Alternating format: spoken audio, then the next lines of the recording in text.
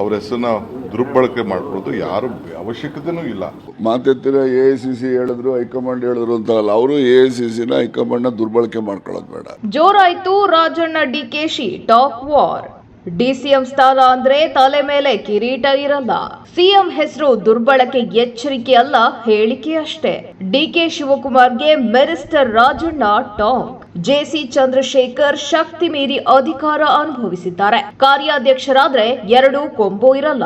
Congress MP ವಿರುದ್ಧ ತೊಡೆ ತಟ್ಟಿದ ರಾಜಣ್ಣ.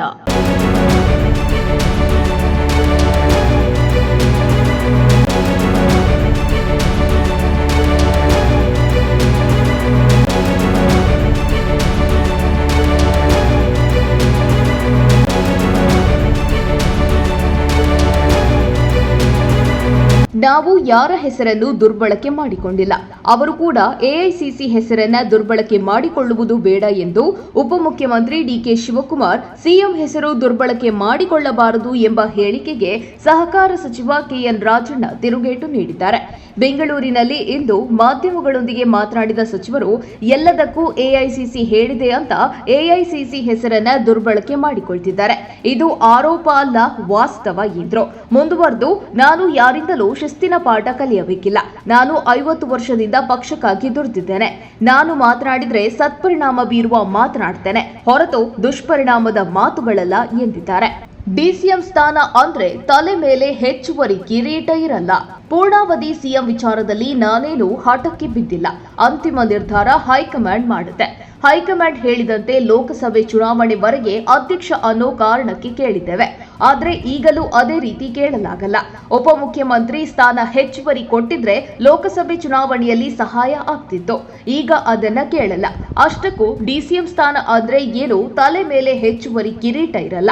ಪೂರ್ಣಾವಧಿ ಅಲ್ಪಾವಧಿ ಏನೇ ಇದ್ರೂ ಎಲ್ಲ ಹೈಕಮಾಂಡ್ ತೀರ್ಮಾನ ಮಾಡುತ್ತೆ.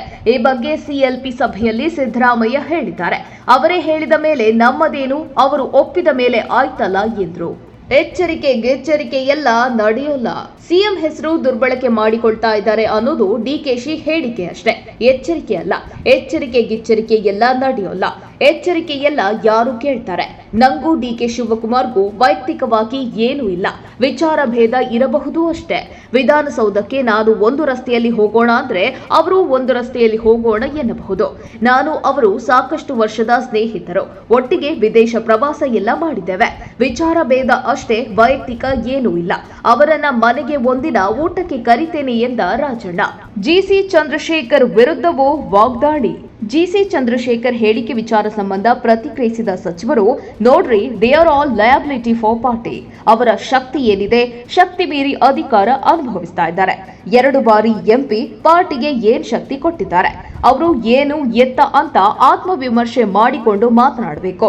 ಕಾರ್ಪೊರೇಷನ್ ಎಲೆಕ್ಷನ್ ನಲ್ಲಿ ಎಷ್ಟು ವೋಟು ತಗೊಂಡಿದ್ರು, ತಪ್ಪು ಯಾರೇ ಮಾಡ್ಲಿ ಕ್ರಮ ಆಗ್ಲಿ. ಕಾರ್ಯಾಧ್ಯಕ್ಷರಾದ್ರೆ 2 ಕೊಂಬು ಇರುತ್ತಾ ಅಂತ ಖಡಕ್ ಆಗಿ ಪ್ರಶ್ನೆ ಮಾಡಿದ್ದಾರೆ.